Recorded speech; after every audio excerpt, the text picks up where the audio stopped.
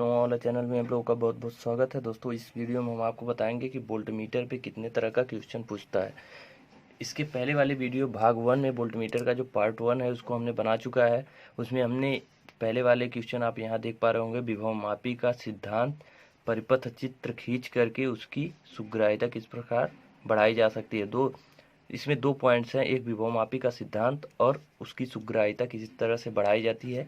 इसके बारे में हमने पार्ट 1 में डिस्कस किया है। जिन्होंने हमारा वो वीडियो नहीं देखा है उनको लिंक डिस्क्रिप्शन में मिल जाएगा। विभव मापी का जो है वो फर्स्ट पार्ट है।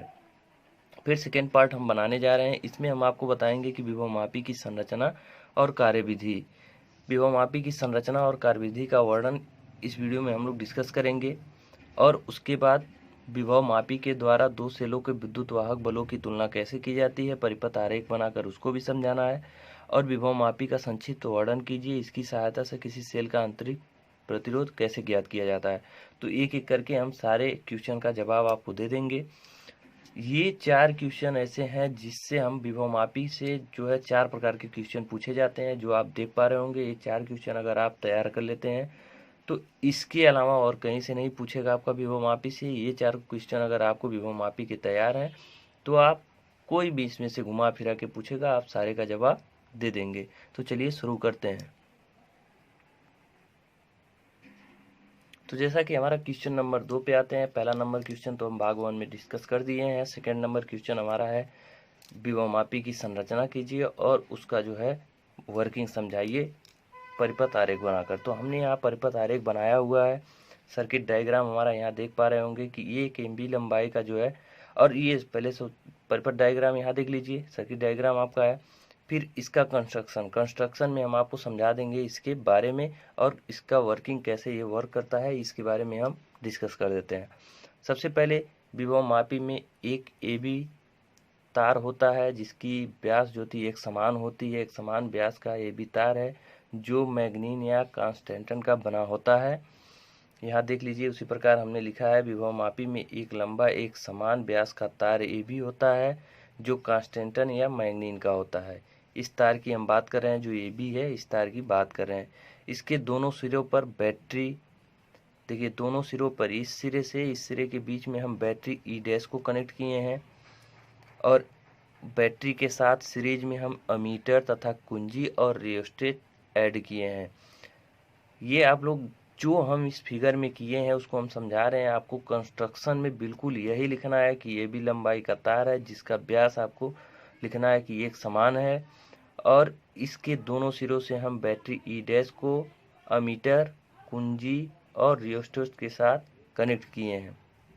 फिर उसके बाद बैटरी के लिखेंगे, बैटरी के धन सिरे को हम A से कनेक्ट किए हैं तथा ऋण सिरे को अमीटर, कुंजी और रियोस्टेट से होते हुए हम B से कनेक्ट करते हैं। फिर हम लिखेंगे कि तार के A सिरे से जो है एक सेल का धन सिरा कनेक्ट किए हैं, और सेल का ऋण सिरा जो है गैल्वेनोमीटर से कनेक्ट करके हम जॉकी की सहायता से AB पे कनेक्ट किए हैं। जॉकी का मतलब ये होता है कि इसको हम इधर उधर सरका सकें। तो बिल्कुल यही चीज़ जो हमने बताया आपको डायग्राम के बारे में, यही आपको कंस्ट्रक्शन में लिखना है। फिर उसके बाद कंस्ट्रक्शन के बाद आता है आपका वर्किंग, की ये विभव मापी वर्क कैसे करता है। देखिए कंस्ट्रक्शन समझने के लिए यहाँ फिगर में देखिए, जब हम कुंजी को ऑन करते हैं, K1 को हम सबसे पहले जब ऑन करेंगे, माना जॉकी J, अब देखिए कुंजी को ऑन करने के बाद माना जॉकी J तार AB के ऐसे बिंदु पर, यहाँ पे हमने लिखा है कि ऐसे बिंदु J, मान लीजिए बिंदु J है। पहले तो हम J1 पे कनेक्ट किए तो हमारा शून्य विक्षेप की स्थिति गैल्वेनोमीटर में नहीं आई, और J2 पे भी नहीं आई। तो माना हमने कि J पर हमारा गैल्वेनोमीटर जो है शून्य विक्षेप की स्थिति दिखा रहा है, यानी कि हमारा गैल्वेनोमीटर में क्या है, कोई करंट फ्लो नहीं करेगा। तब जो हमारी स्थिति होगी वो शून्य विक्षेप की स्थिति होगी। तो जब शून्य विक्षेप की स्थिति हो जाएगी, इसको हम पूरा तरह से एडजस्ट करेंगे इस पे जॉकी की सहायता से सरका करके। जब इसमें कोई धारा प्रवाहित नहीं करेगी तो उसको हम बोलते हैं शून्य विक्षेप की स्थिति। तो जब शून्य विक्षेप की स्थिति होगी तब जो A और J के बीच, यहाँ पे देखेंगे कि जब शून्य विक्षेप की स्थिति होगी तो A और J के बीच का जो विभवांतर होगा, जो A और G के बीच का टर्मिनल विभवांतर होगा, वो इस सेल के टर्मिनल विभवांतर के बराबर होगा। क्योंकि अगर इसके टर्मिनल विभवांतर के बराबर नहीं होता तो इसमें कोई ना कोई करंट इसमें फ्लो करता, जब इसमें करंट नहीं फ्लो कर रहा है, इसका मतलब दोनों के बीच का जो टर्मिनल विभवांतर है वो सेम है। तो इस तरह से हम कह सकते हैं कि जब धारावापी में कोई करंट नहीं फ्लो करता है तो ए और जी के बीच का विभवांतर जो है सेल के विद्युत वाहक बल के बराबर होगा। ठीक, धारामापी में प्रवाहित धारा का मान 0 होगा। माना तार में बहने वाली धारा I तथा तार की 1 सेंटीमीटर लंबाई का प्रतिरोध P है। अगर मान लेते हैं इस बैटरी के वजह से इस तार में जो करंट फ्लो हो रही है वो मान लेते हैं हम अगर I है, ठीक है, और 1 सेंटीमीटर सॉरी ये और जी के बीच का, 1 मिनट, यहाँ से देखिए, अगर इसकी वजह से इसमें करंट जो फ्लो कर रहा है वो I है और 1 सेंटीमीटर यानी 1 सेंटीमीटर का जो हमारा प्रतिरोध अगर स्मॉल p अगर हम मान लेते हैं कि इस तार के 1 सेंटीमीटर का प्रतिरोध p है, तो अगर ये शून्य विक्षेप की स्थिति j यानी a और j के बीच की लंबाई जो है हम यहाँ पे मान लेते हैं, मान लीजिए L1 है, ठीक है। L1 लंबाई पे की जो है हमारे L1 लंबाई पे हमारा जो शून्य विक्षेप की स्थिति आती है, तो उस कंडीशन में क्या होता है, इसको समझिएगा कि करंट हमारा जो है स्मॉल आई और 1 सेंटीमीटर लंबाई का अगर रेजिस्टेंस हमारा P है, तब जो है हम विभव प्रवणता निकालते हैं। विभव प्रवणता बोलते तो पोटेंशियल ग्रेडियंट। पोटेंशियल ग्रेडियंट क्या होता है, 1 सेंटीमीटर लंबाई का जो प्रतिरोध होता है उसके, मान लीजिए कोई कंडक्टर है तो उसके जो 1 सेंटीमीटर या लंबाई का जो प्रतिरोध होता है, सॉरी वोल्टेज होता है, वही होता है हमारा पोटेंशियल ग्रेडियंट, जिसको हम K से डिनोट करते हैं। तो K इक्वल टू हो जाएगा I into P. I into P मतलब ये कि जो वोल्टेज होता है हमारा I इंटू आर होता है। तो यहाँ पे हमारा जो रेजिस्टेंस है वो 1 सेंटीमीटर का जो है स्मॉल p है और जो करंट फ्लो कर रही है I है। तो K इक्वल टू हो जाएगा I इंटू पी। फिर उसके बाद अगर माना हमने AJ की लंबाई L सेंटीमीटर, यहाँ पे हमने L1 मान लिया है, अगर AJ की लंबाई L1 सेंटीमीटर है तथा बिंदु A और J के बीच विभवांतर जो है V है, तो क्या होगा, अगर यहाँ पे मान लीजिए इसकी लंबाई हमने कहा कि L1 है और A और J के बीच की जो विभवांतर है 1 सेंटीमीटर का विभवांतर हमारा P था, और A और J यानी L1 सेंटीमीटर का विभवांतर अगर हमारा मान लीजिए V है, तब क्या होगा, तो V equal to K into L1। क्योंकि देखिए अगर 1 सेंटीमीटर का हमारा I इंटू पी था, तो यहाँ पे हम V सेंटीमीटर का जब निकालेंगे तो हमारा K इक्वल टू जो था वो होता है 1 सेंटीमीटर का P, I इंटू पी। यानी अब यही जब हम करते हैं, देखिए अगर मान लीजिए A, यहाँ से इस तरह से समझ सकते हैं, अगर L1 का हमारा वोल्टेज जो है V है, ठीक है, तो 1 सेंटीमीटर का अगर हम निकालें तो हो जाएगा V अपान L1, ठीक है, V अपान L1। तो ये जो है हमारा 1 सेंटीमीटर का हमने यहाँ जो ये पोटेंशियल ग्रेडियंट हमने निकाला है वो था K। तो V,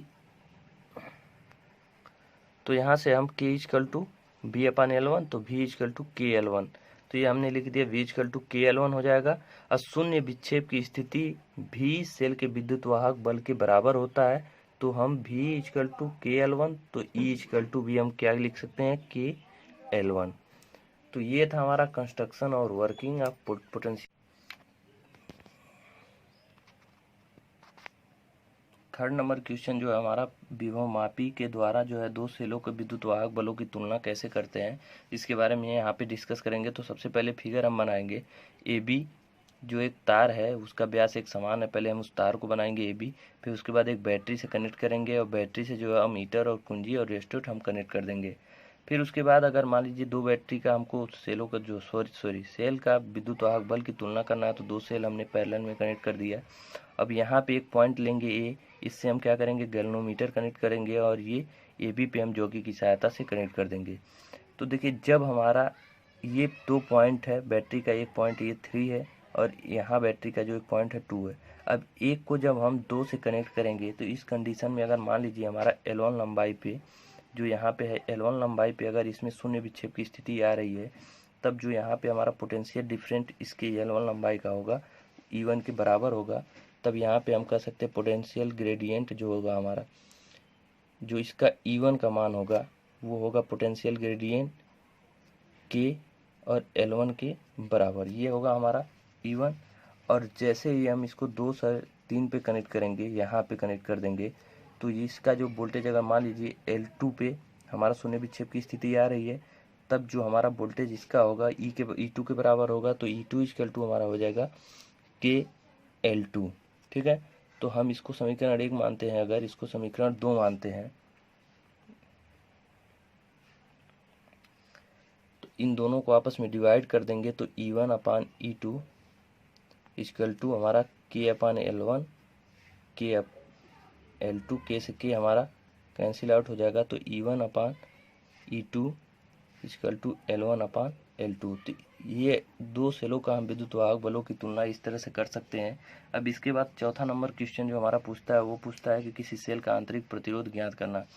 तो आइए हम ये भी सीख लेते हैं कि किसी सेल का जो है आंतरिक प्रतिरोध कैसे ज्ञात करते हैं। सेम फिगर वही रहेगा, ऊपर का जो भी फिगर हमारा हमेशा हर कंडीशन में, आप कोई भी कंडीशन, चाहे विद्युत वाहक बल निकालना हो या फिर पोटेंशियल ग्रेडियंट निकालना हो या फिर आंतरिक प्रतिरोध निकालना हो, ऊपर हमारा फिगर ऐसे ही रहेगा, नीचे ही हमको बदलना रहता है। इसमें हमको क्या करना है, बेसिकली एक सेल है जिसका हमको आंतरिक प्रतिरोध निकालना है, तो उसका आंतरिक प्रतिरोध जो है हम यहाँ पे लिख दिए हैं। अगर ये बैटरी है, सेल है, और इसका आंतरिक प्रतिरोध स्मॉल r है, तो इसके साथ हमको क्या करना है, एक अननोन रेजिस्टेंस, ठीक है, एक रेजिस्टेंस हम इससे बाहरी रेजिस्टेंस जो है लगा देते हैं। सॉरी, अननोन रेजिस्टेंस नहीं रहेगा, इसका ज्ञात प्रतिरोध इसको हम कह सकते हैं। इसका मान हमको पता रहेगा, एक प्रतिरोध लगा देंगे और एक कुंजी K2 लगा देंगे। तो अगर मान लीजिए यहाँ पे आंतरिक प्रतिरोध हमको ज्ञात करना है, तो सबसे पहले हम ये करेंगे कि कुंजी K2 को अगर खुला छोड़ दें, तो इसमें जो करंट हमारा फ्लो करेगा, मान लीजिए I है, यहाँ से फ्लो करेगा इस तरह से। ठीक है, तो करंट अगर I है, तो इस कंडीशन में अगर मान लीजिए इसमें अगर हम कुंजी K2 को ओपन किए हैं, तो इसमें हमारा कोई करंट फ्लो नहीं करेगा, इसमें हमारा कोई करंट फ्लो नहीं करेगा। तो अगर मान लेते हैं हमारा गैल्वेनोमीटर जो है वो L1 लंबाई पे जो है, हमारा L1 लंबाई पे गैल्वेनोमीटर शून्य विक्षेप की स्थिति दिखाए, इस कंडीशन में अगर, तो हमारा जो है तब जो हमारा अगर मान लेते हैं E है, सॉरी, E = KL1, जो विद्युत वाहक बल होगा हमारा ये सेल का, वो होगा K×L1। अब इसको हम मान लीजिए K2 को हम ऑन जब कर देते हैं, तब हमारा मान लीजिए पोटेंशियल जो भी ये शून्य विक्षेप की स्थिति आती है, उसको हम मान लेते हैं L2 पे आती है। बार बार लाइट ऑफ हो जा रही है। अब अगर मान लीजिए कुंजी K2 को हम ऑन कर देते हैं, तब जो हमारा शून्य विक्षेप की स्थिति आती है वो मान लेते हैं L2 लंबाई पे आ रही है। ठीक है, अगर मान लीजिए कुंजी K2 को हम ऑन किए, तो इसमें जो करंट फ्लो होने लगेगा, तो इसमें भी नीडल हमारा दूसरे कंडीशन में जाने लगेगा। तो उसको हम जॉकी की सहायता से इधर उधर करके चेक करेंगे किस लंबाई पे हमारा इसमें गैल्वेनोमीटर में शून्य विक्षेप की स्थिति आ रही है। तो वो मान लेते हैं अगर L2 पे आ रही है, तो ये देखिए E तो हमारा पहले ही मिल चुका है, L1 लंबाई पे जो वोल्टेज हमारा आएगा वो E के बराबर होगा। अब जो नया वोल्टेज हमारा आएगा वो मान लेते हैं हमारा V है, मान लीजिए V वोल्टेज। अगर V वोल्टेज पे हमारा जो है शून्य विक्षेप की स्थिति आ रहा है, तो KL2 होगा। अब देखिए, जब KL2 होगा, तो आंतरिक प्रतिरोध का सूत्र, हमको आंतरिक प्रतिरोध का सूत्र हमारा होता है, यहाँ लिखेंगे, आंतरिक प्रतिरोध के सूत्र से सेल का आंतरिक प्रतिरोध होता है small r = E/V -1 × capital R से। ठीक है, कैपिटल R ये क्या होता है, हमारा जो बाह्य रेजिस्टेंस होता है, और E हमारा होता है सेल का विद्युत वाहक बल, और V होता है हमारा वोल्टेज। तो इसमें हम क्या करेंगे, E का मान लिख देंगे KL1 अपान V का मान हमारा है KL2 -1, और जो बाह्य रेजिस्टेंस हमारा है वो है S, तो हम इसको S यहाँ कर देंगे। फिर उसके बाद K से K हमारा कैंसिल आउट होगा। तो इसको जब हम सॉल्व करेंगे, यहाँ पे देख लीजिए, स्मॉल r = हो जाएगा हमारा L1/L2 माइनस 1 इंटू एस। फिर यहाँ R equal to L1 minus L2/L2 into S. तो इस तरह से हम किसी सेल का आंतरिक प्रतिरोध भी विभवमापी की सहायता से ज्ञात कर सकते हैं। तो दोस्तों ये था हमारा सेल का आंतरिक प्रतिरोध ज्ञात करना, दो विद्युत वाहक बलों की तुलना करना और कंस्ट्रक्शन वर्किंग, इतना चीज़ों को हमने इस वीडियो में डिस्कस किया। अगर वीडियो पसंद आए तो लाइक करिए, और अगर आप हमारे चैनल पर पहली बार आए हो तो उसको सब्सक्राइब जरूर करिए। बहुत बहुत धन्यवाद।